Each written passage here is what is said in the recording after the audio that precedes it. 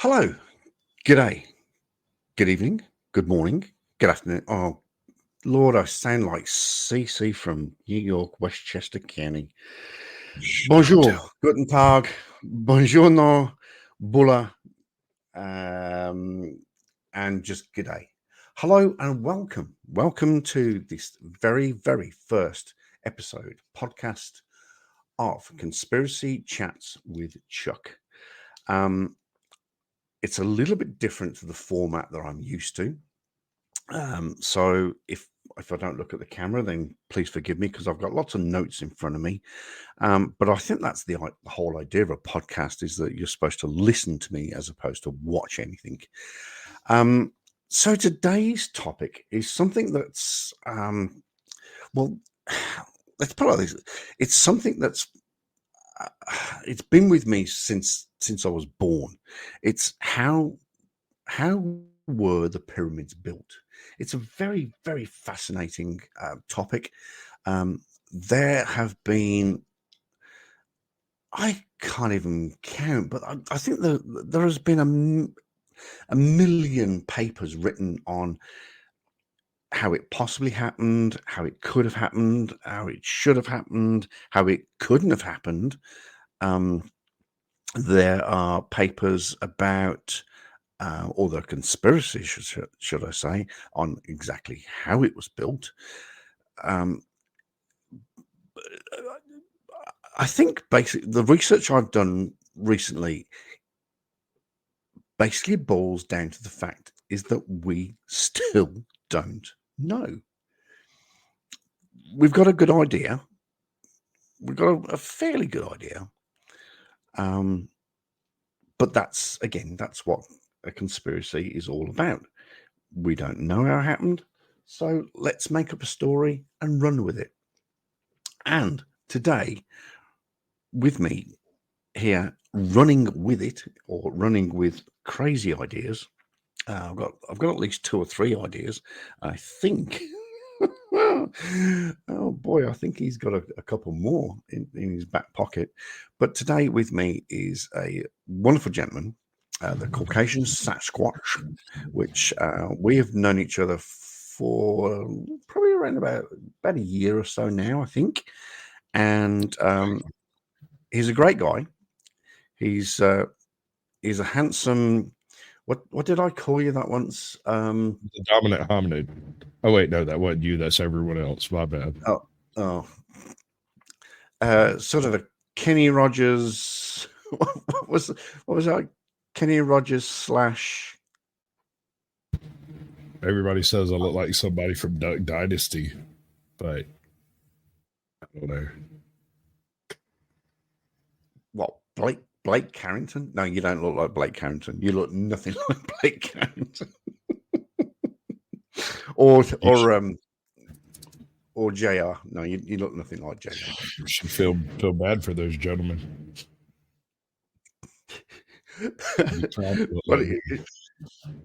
But he looks like Kenny Rogers. Sounds like, I don't know. Sounds like a porno star having a smoko. But the CaucAsian Sasquatch is here to help me talk about the pyramids. Right, I'm going to start this whole thing off. Right, what do you know about the pyramids? What is your belief, your understanding? How do you think it happened, and how do maybe it might what be are your conspiracy theories about it? It might be easier to start with sources after a fashion. Mm-hmm. Of course, the Great Pyramid's been a mystery since it was basically rediscovered in modern antiquity. Everyone had theories on how it was constructed, and a lot of those theories perhaps have bits and pieces of it right. First of all, to be clear, I have personally moved houses, so I know moving things that big It's perfectly possible. And it doesn't require a whole lot of mechanization to make it happen, Captain. You can do it with a couple of big fellas and a sledgehammer. But That's funny. that being said, That's big funny. rocks are a whole nother ball game. Those things weigh in at a really hefty, what is it, 300 tons a piece? Mhm. 30 tons a piece. They range in size. Yep. So the smaller ones are not even a big mystery. They could be dragged around by oxen, mules, people, whatever, right?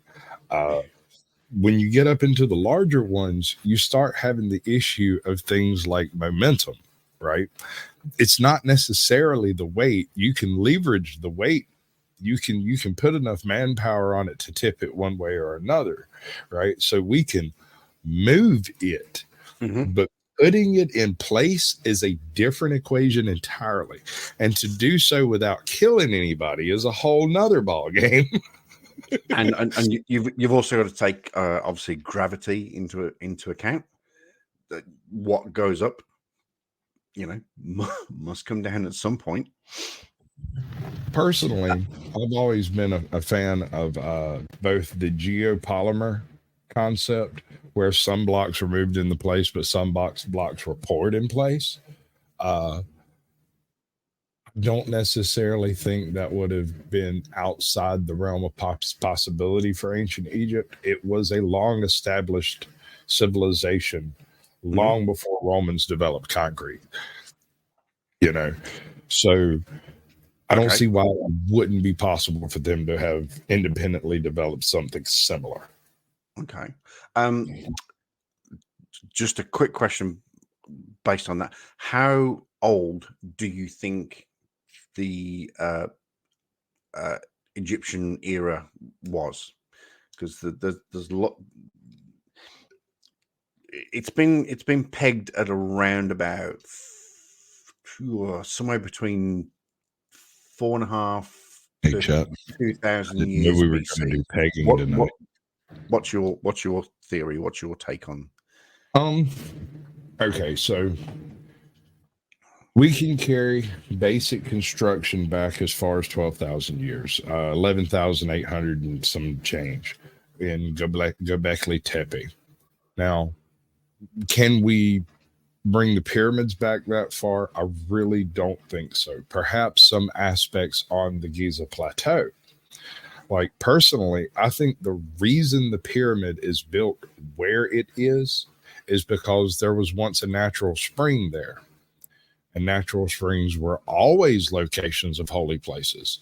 And so Mhm, mhm. maybe not in the past 1,000 years, maybe not in the past 3,000 years has water run there, but I suspect it did once. And I heard a theory, and I thought it was an interesting one, that because of the underground caverns under the pyramids, somehow the pyramid was supposed to be a early system of letting folks know that the floods were coming. It would push air through the chambers as the caves filled up, and it would notify the priests or whatever that the flood would be coming along in 8 or 10 hours. Right? I mean, it's Okay. not entirely impossible, but it does seem to be a bit of a It's stretch. That would require no. some massive harmonics and acoustics and understanding of wind and whatnot, but impossible? No. Okay.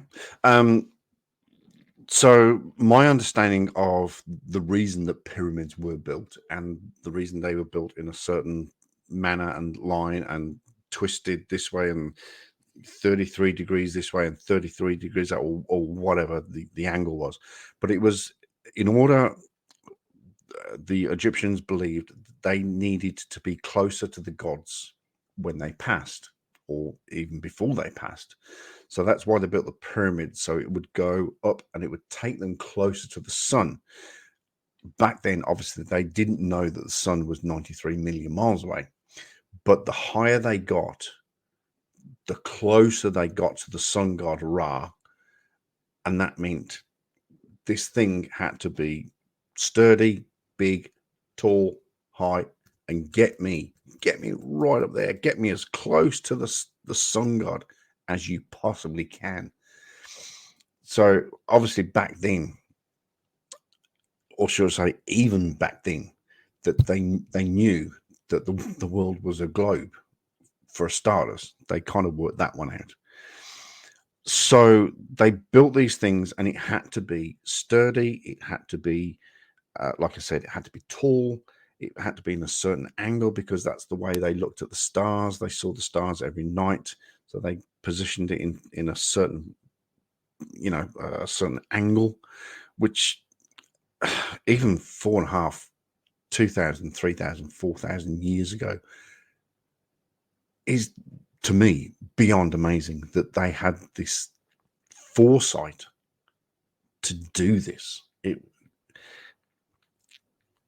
It is, oh, it kind of excites me. It excites me, but it baffles me at the same time, and this is why it's frustrating. So let me ask you this question, and I'm reading my notes here. Obviously, you've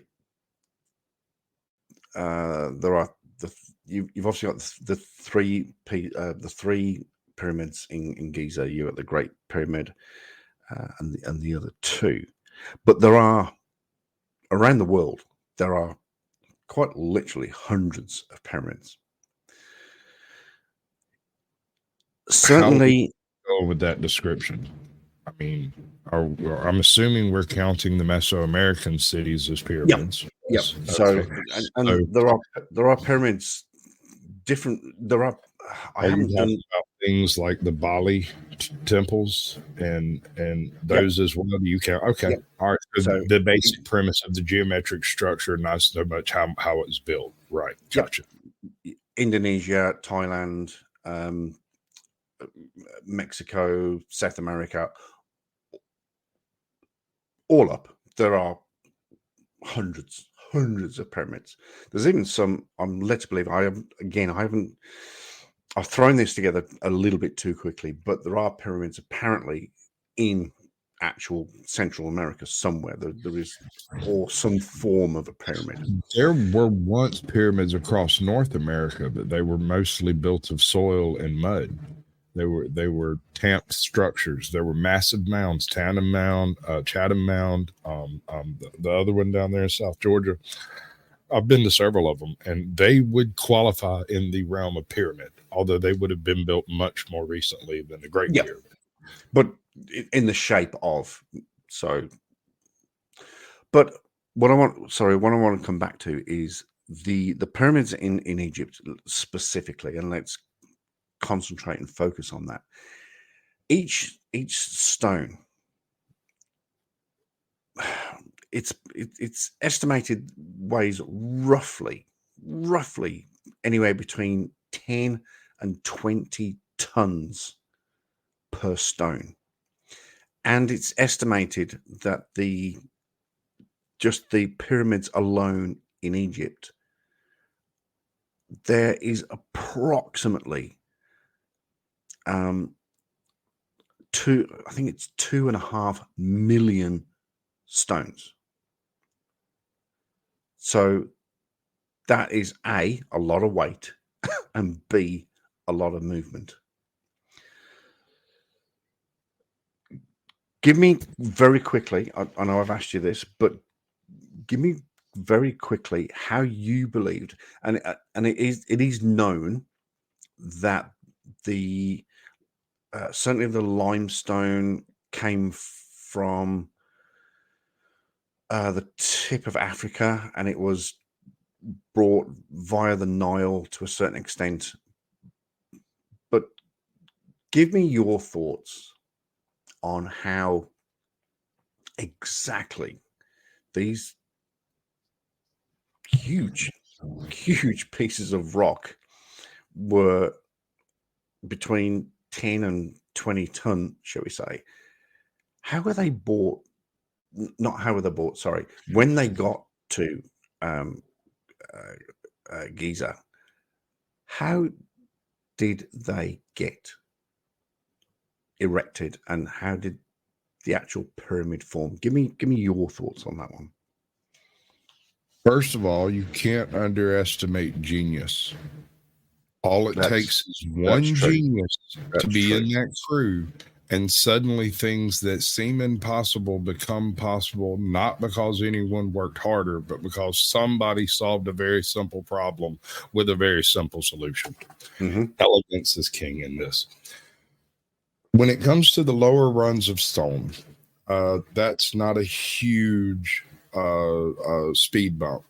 Most Hmm. of your lower runs, say your bottom 15 runs of stone, they would be your largest, your heaviest, your most difficult to move. Yep. But from the local quarry over on the Giza Plateau, near the Sphinx enclosure, that's not too far to move them.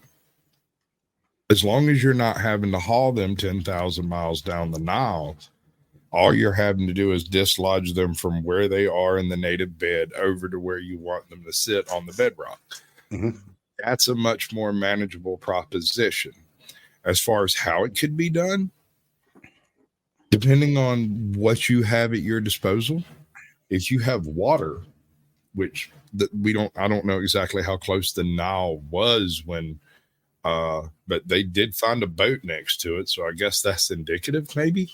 Yeah, I'm led to believe that there was the Nile's not too far away, but I'm led to believe that they created a sort of a channel or a little canal which Causeway, allowed I believe, is what it's something. called. Um, so once you have the changing height of water, there's any number of things you could do to move heavy objects. All you have to do is offset the weight of the object, which we can already do with boats. That's Hmm. documented in history. So the weight or mass is not really the issue until No. you actually start moving it on land. Yep. That is a hefty prospect.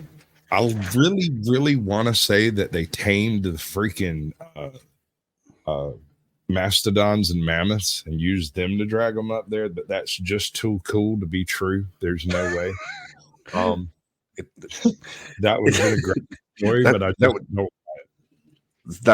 that would make a great film. I Hey? think I saw that.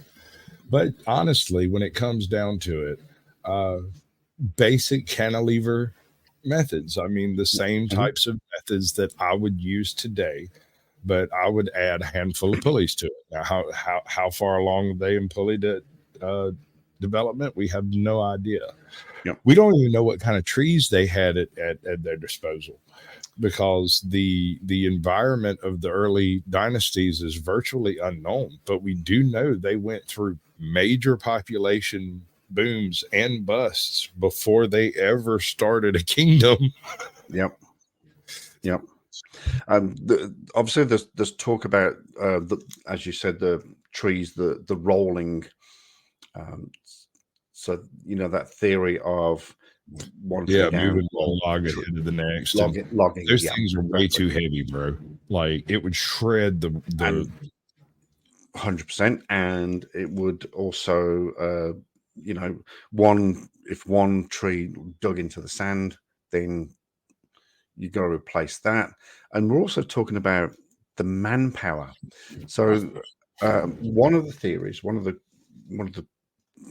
more craziest theory, is that the workforce that was used were all slaves.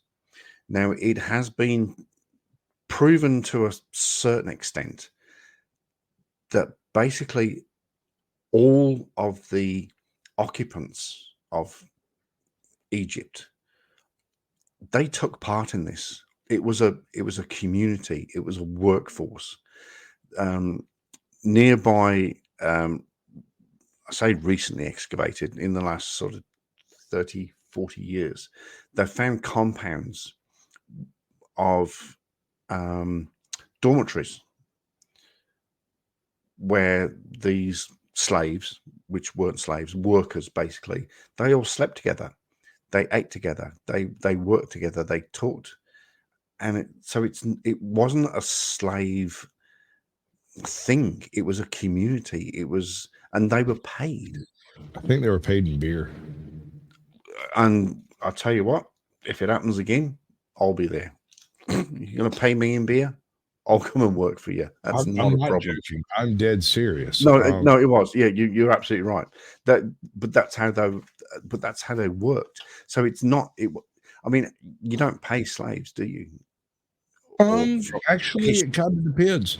Depends on what type of slavery the society is actually utilizing. Not all slavery is absolute. Your Greeks, your early Greeks and Romans, they had different systems. I mean, this is another video for another day. But well, I'm just saying, if you assume that you're absolutely right. You're absolutely right. Were slaves, No, you absolutely have to right. question how they were cared for. The use of beer by the lowest caste of society is a little odd in that it's not usually wasted on the lower caste of societies. And most of the early societies, only the useful members of the society would be allowed to drink beer. Mm-hmm. And the idea that these slaves were getting 4 to 5 liters a day of low grade beer implies that they were important members of society, not the lower caste. Mm-hmm. A workforce, like you said, a trained, skilled labor force of some sort. Yeah, well, you work hard, you get rewarded. So, no, I 100% see where you're going with that. But it's the fact that there were so many people that were used to build the pyramids. Now, what I want to come to is our first video. Now, excuse me, I understand that this is a podcast and it's audio only, but obviously I'm recording this, as I've mentioned to Caucasian, so we will see the video, but you can actually hear the video. The first one I want to do is, I think it's this one. Let me just double. The pyramids were. All right, it is this one.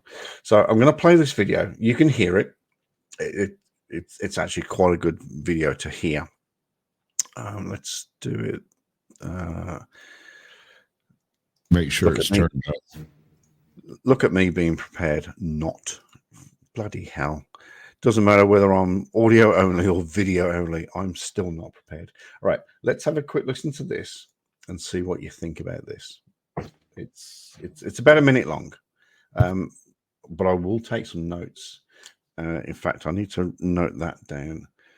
Cymatics. All right, let's play this. The pyramids were organized and built by music, by sound. These structures were built all by vibration and frequency, and there were beings from Sirius helping us to build these realities, but there was no ships to pull up the stones. They were just electromagnetical tools with these magnets, so they could use the water with magnetism to mold the stones and then to light it up to the different levels by always vibration of this tune forks. Pyramids around the world are like a big network of computers. All the pyramids in the world are aligned, and what you will find is that the Earth is reflecting the portals of Pleiades, Orion, and Sirius. And the pyramids are aligning themselves so the energy of the sun always can come inside the planet and keep rolling within to activate the whole machine. Thanks to satellite imagery, pyramidal structures continue to be found all over the pyramids were organized. I didn't ask you to play again. Thank you very much. So,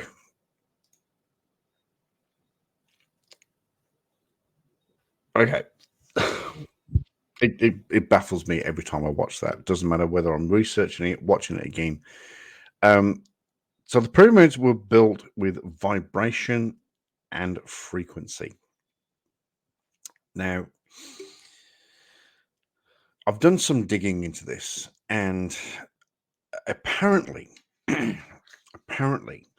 the Pyramids were built with acoustic levitation. I'm not sure if you're aware of acoustic levitation. I have a similar example, real world example of something similar. When you are making really heavy cast iron parts and you're making 10 or 12 of them in the same mold process, Mm-hmm.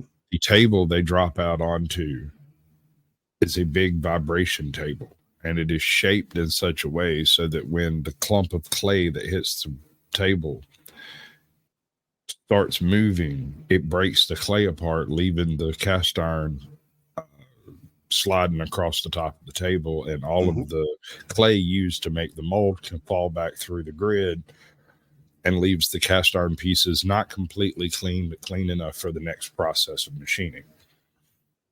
It's a similar concept to move really heavy objects really easily. A person when the table's bouncing, you can reach over and grab the top of an engine block, 400 pounds, and move it with one hand, because you're not actually moving the weight of the object. You're only changing its trajectory in its movement. Yep. I'm assuming it's a sonic movement or levitation would work in a similar fashion to merely change its perspective to the ground. You're absolutely 100% correct. So acoustic levitation is, he says, needing his glasses again. It operates which a fluid medium.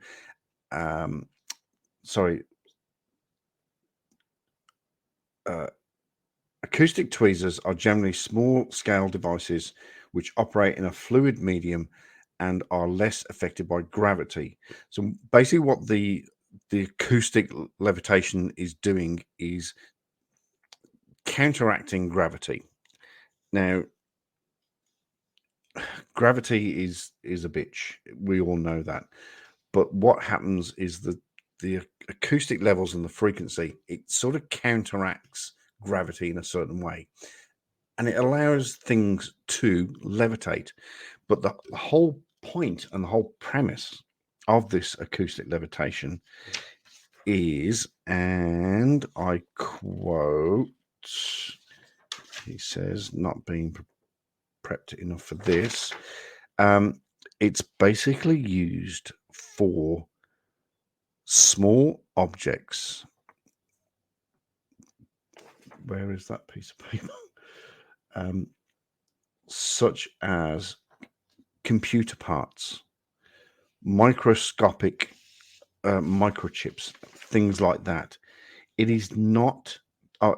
Levitation is a promising method for containerless processing of microchips and other small, delicate objects in industry. So we're talking. So acoustic levitation, as you previously mentioned, okay, cast iron, that's fine. We're talking what a few kilograms, 10, 20, 30, well, sorry, in your language, double it, 20, 30, 40 pounds of material. But what people are talking about, and what this guy is talking about, is that acoustic levitation raised these limestone blocks hundreds of feet in the air, between 10 and 20 tons, just by sound. You know, Would you actually have to raise it hundreds of feet in the air at a time? If you could just move it 3 inches, you could rinse or repeat and move anything. But okay, okay, good point. However, they have an unlimited source of sand. They can just fill in. True. However, how was the frequency. How did they get to the frequency? That would have taken an awful lot of trial and error, or possibly some learning from our Anunnaki brothers from the sky, perhaps. I'm not sure how to get to that point. All right. This is one that this is another video that I just want to play, and this might explain a little bit. I'm going to show it to you. So so this is a gentleman. He's really into this. He's really into this whole how the pyramids were built type thing. He has a didgeridoo from Australia. Mm-hmm. And what he's going to play the didgeridoo, and he plays it actually really well for a non-Aboriginal person. I will give him kudos. But what he's lifting, I can't work out whether it's a piece of plastic or an actual piece of stone. But we're going to play it and give me your thoughts on what he's actually moving. Pyramids were built with sound.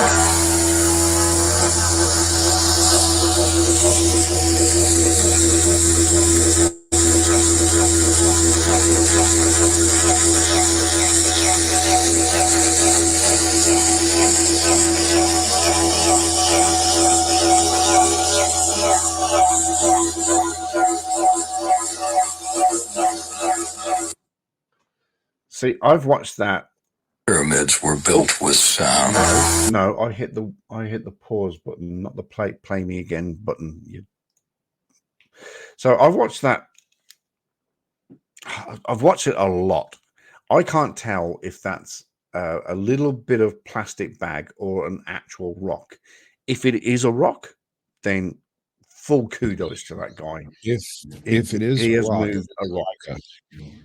I almost guarantee you it's mica.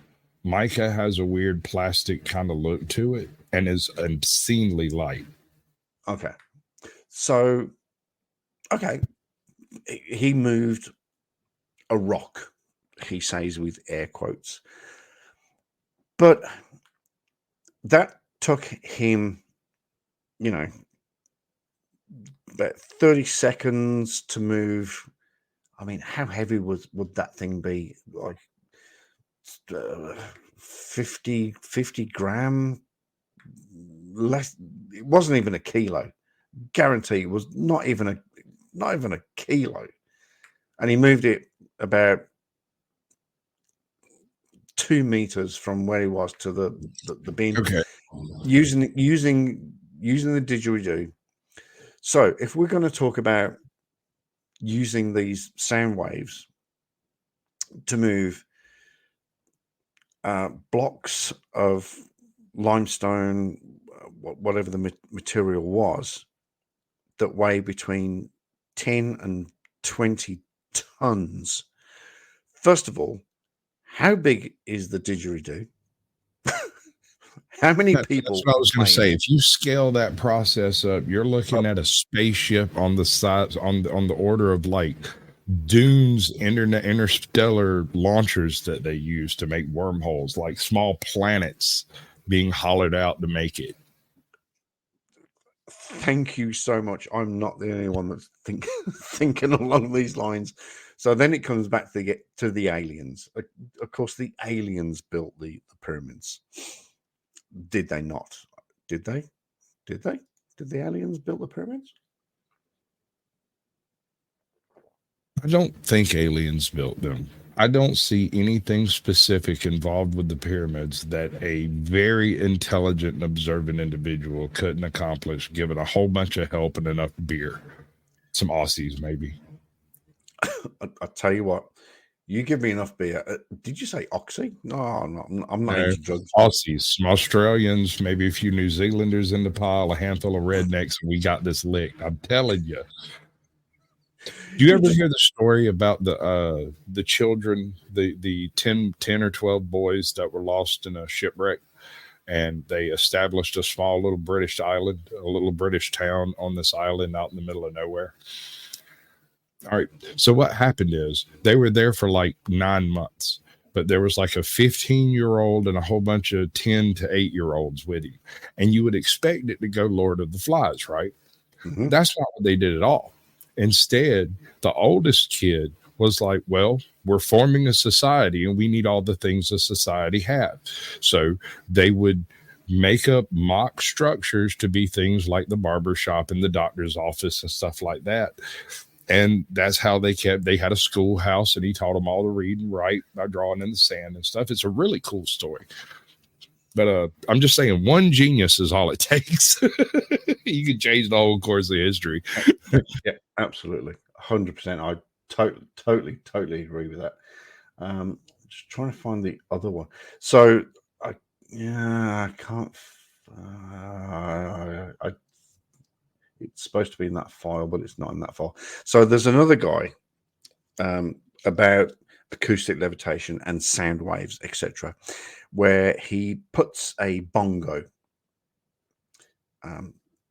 We all know what a bongo is, but he puts it over a red cup, like we see in American drinking movies, and he hits the bongo.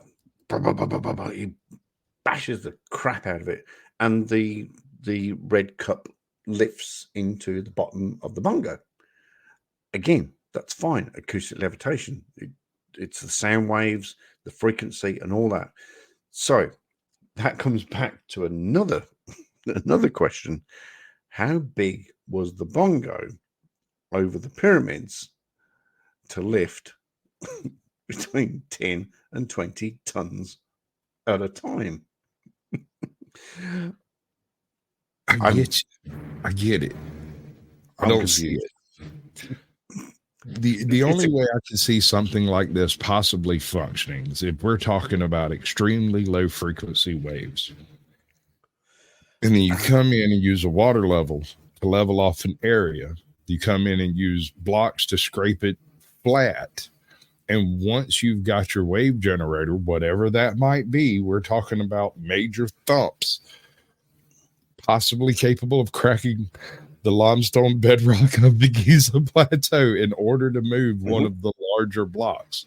You don't really have to completely eliminate the weight of it. You just have to counteract enough of it for you to actually move it somewhere. And that's the significant force.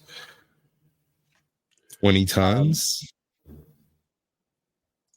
But the problem is typically sound waves at ultrasonic frequencies, thus creating no sound audible to humans.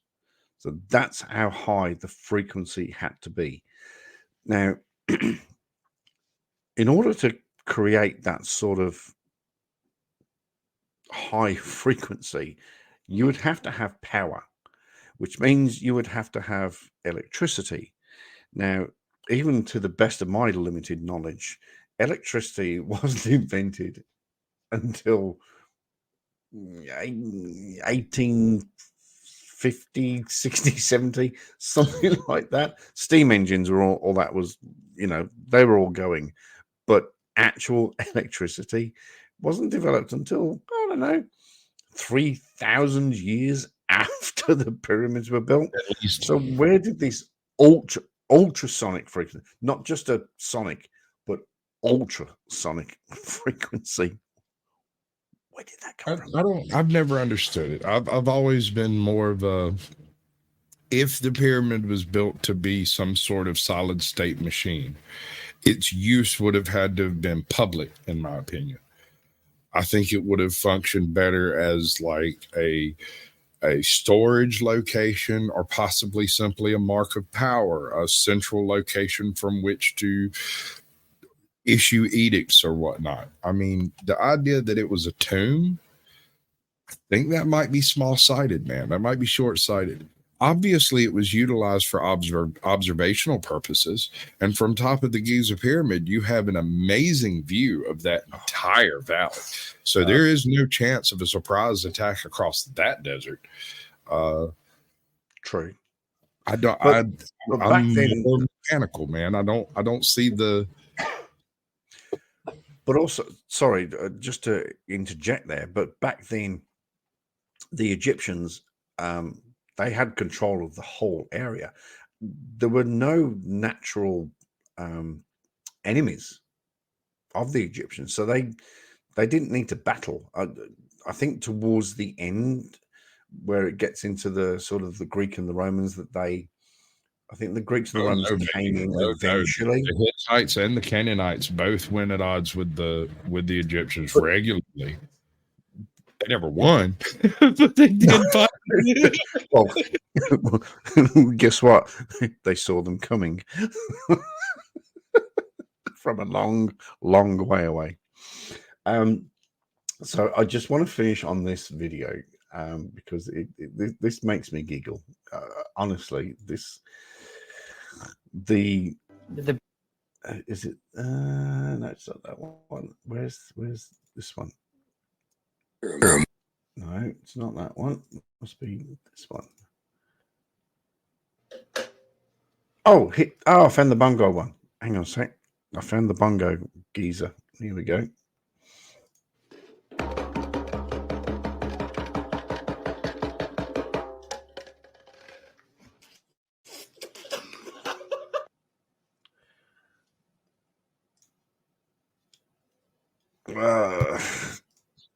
Yeah, but again, how big was the bongo?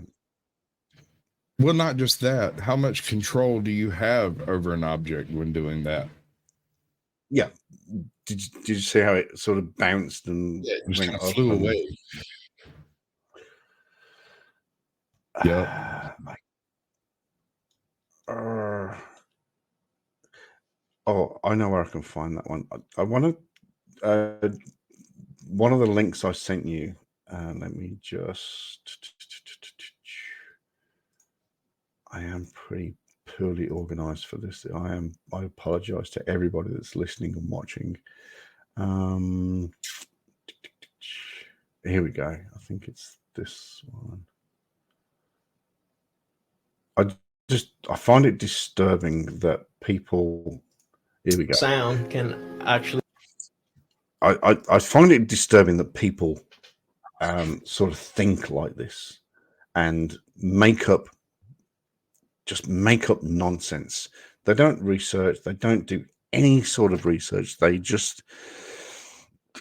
hear a friend or a colleague or watch a TikTok or watch a video, and that's it. They've got their nails into it. They've got their teeth into it. They're like a dog with a bone. This is only 24 seconds long, but I guarantee you, this will make you cringe. Actually alter the mass of any object. So you can change the mass, the weight of the object. Okay. So you can have something that weighs 1 ton, and then you can shoot it with a certain frequency where you can actually manipulate the mass and make it weigh 1 gram while you're hitting it with the frequency. Or you can actually pick it up with 1 finger, move it, and then release have they it. That scares. So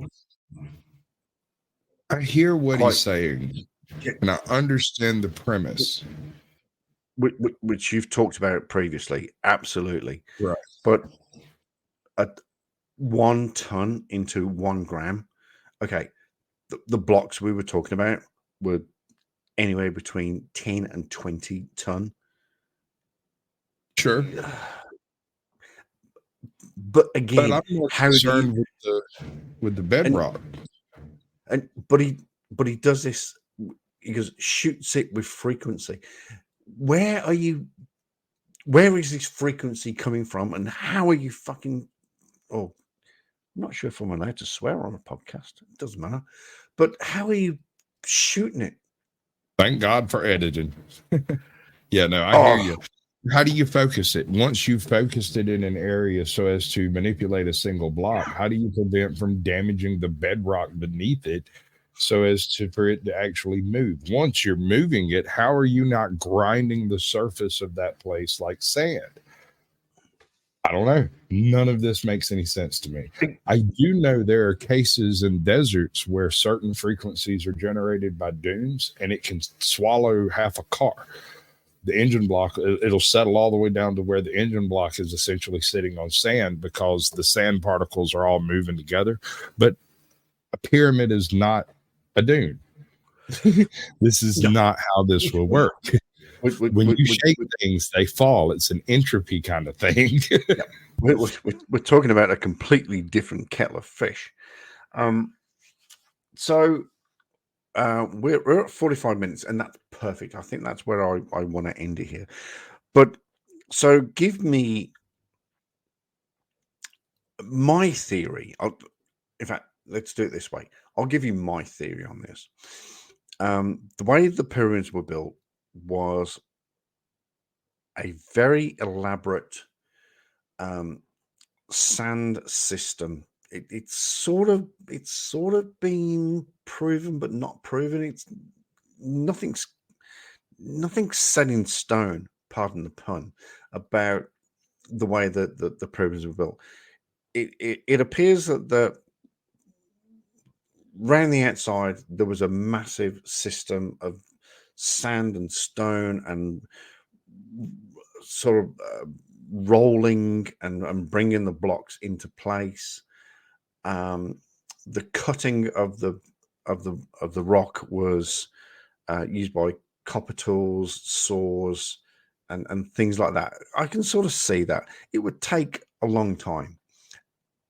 The hypothesis is that certainly the 3 pyramids of Giza, it took about 30 years to put these together. It took tens of thousands of people. I can sort of see it in that, like I said, it was a community, and just down the road, like I said, it has been, and it is documented, that there were sleeping quarters where they were looked after, fed, given beer, like he said. Give me beer, I'll build you a fucking pyramid in a day. So I can sort of see that. The alien thing, I'm sorry, I can't go with that. There is no way. Look, the universe is massive. And if we think that we are here alone in the universe, then we are stupid. There is somebody, there's a Chuck out there right now talking into his camera on his planet to somebody doing something. If we think that we're alone in this universe, we're so naive. However, I don't believe that we're that special that people from said planets would come and see us and build us some pyramids. Don't believe that for a second. Right, so that's my take. What is your take on how the pyramids were constructed? I like the concept of genius. I know I've said this several times, but until you've countered that type of person in your everyday workspace, you don't realize the force they bring to bear on a problem. That homie, what was his name? Amenhotep or whatever, the designer of the pyramid. Mm-hmm. That's a bona fide genius right there. Homie is the man. Mm-hmm. So when you're talking about the workforce involved, you're talking about the entire Nile Valley being out of work every October 23rd. Like clockwork, the floods come, the fields are flooded, and everything's been reaped and sown that needs to be reaped and sown. And now you have 500,000 people sitting around doing nothing but eating bread and drinking beer. Give them something to do, and the people do not revolt. So is it possible that rather than it taking, 30 years, 60 years to build the pyramids, it took 20 years to build the pyramid, but was done by talented workers and people who had been doing this year after year after year and became experts at the task? That's my theory. They built an awful lot of pyramids, and so they would become expert at the task. I've looked at so much research, but I think over in the entirety of Egypt, I alone in Egypt, there was at least 50, and it ranges from little squonky little buggers to the Great Pyramid of Giza. So maybe they started with those. Maybe we'll just build a 10-meter one. We'll build a 20-meter one. We'll build a 30-meter one. Do you know what a mastaba is? I do not. Okay. In the early days of King Scorpion, the preferred method of burying the royalty was called a mastaba. This was a small plinth built much like the pyramids, except it's just one flat thing. And up on top of it, you'd have this one little bump. A lot of time it was built out of mud brick or local stone or something like that. And it wasn't amazingly huge. The premise is that the development of the pyramid develops out of one mastaba being put on top of the other, but since they were mud bricks, they would collapse. And so later generations decided to lay down a solid stone foundation upon which to do this, and hence a pyramid or a ziggurat. Which is what you mentioned earlier. So yeah, okay. And well, that makes 100% sense, doesn't it? Really, you literally start at the bottom and work your way up. So, all right.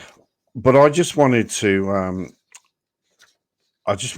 bust the craziness of this acoustic levitation and the use of the didgeridoo to build a pyramid, the use of a bongo to build a pyramid. So I think we can, whilst I'm not really good at debunking stuff, I think I would like to think that I have just debunked something. Wow. I think we can solidly say that a didgeridoo itself was not used in the construction of the pyramids. Yes. Boom. I think I've just done my first debunking video. I have to do you a sound bite. Let me try one. Hold on. What's the name of the show? What are you calling it? This is Conspiracy Chats with Chuck. All right. Sit quiet for a second. Welcome to Conspiracy Chats with Chuck, where he debunks the didgeridoo building the pyramids. Wow. There you go, bud. That's Stick good. that right at the front. All right, I'll take that. Okay.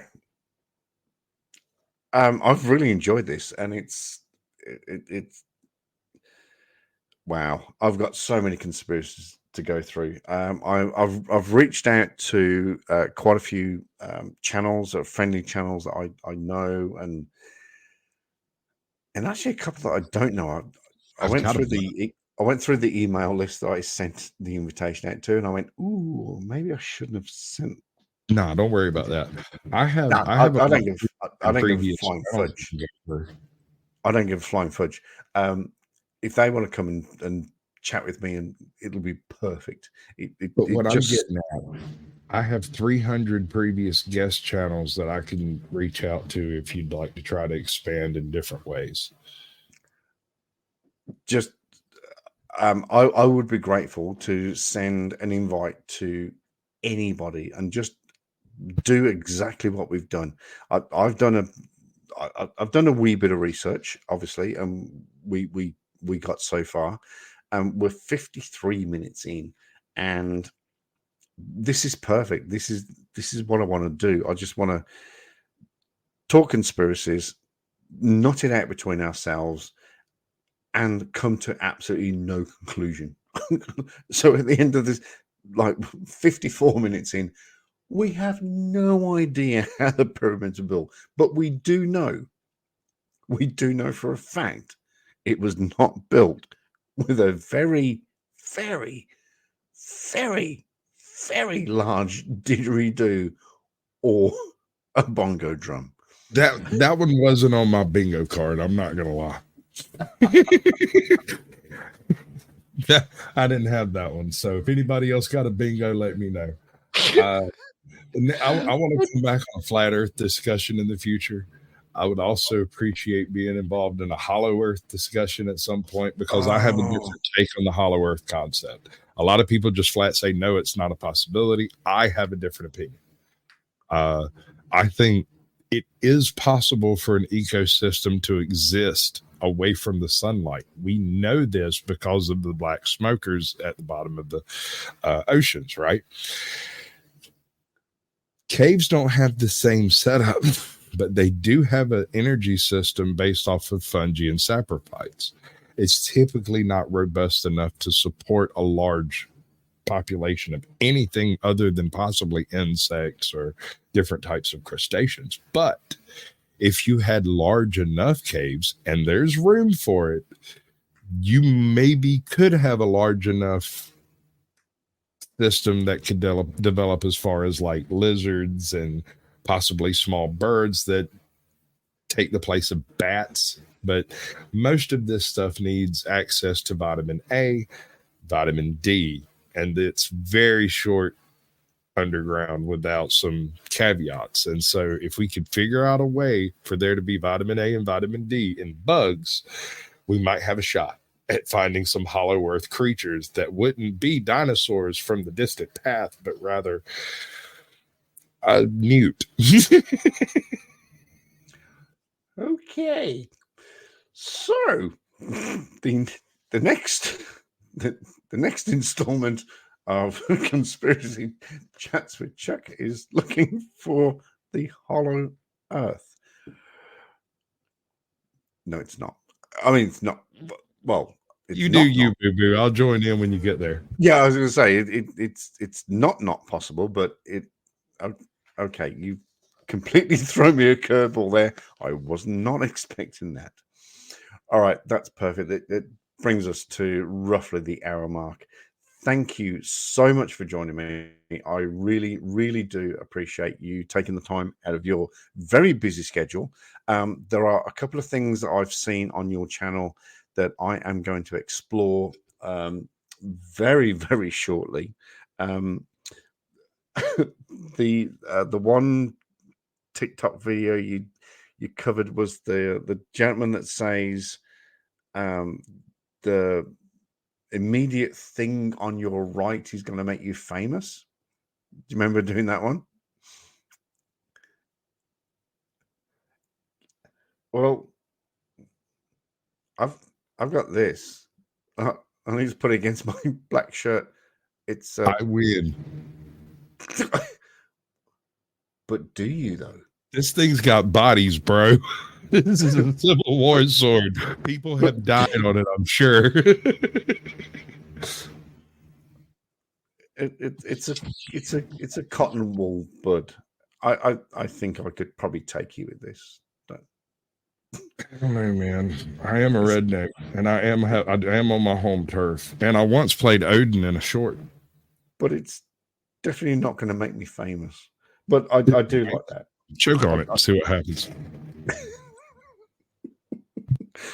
Right. I'm gonna let you.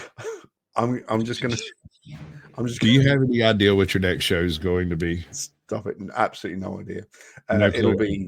When it'll you be figure next. it out, let me know, and I'll record you a little movie intro thing. Okay, I appreciate that. Thank you. It'll more than likely be next weekend. But in the meantime, I want to thank you very much. I'm going to talk me out, but I do want to thank you so much for joining me. Thank you for having all of these thoughts and your knowledge. Your knowledge is very impressive. So, but thank you very much indeed for joining me, and I will see you on a next video. Thank you very much.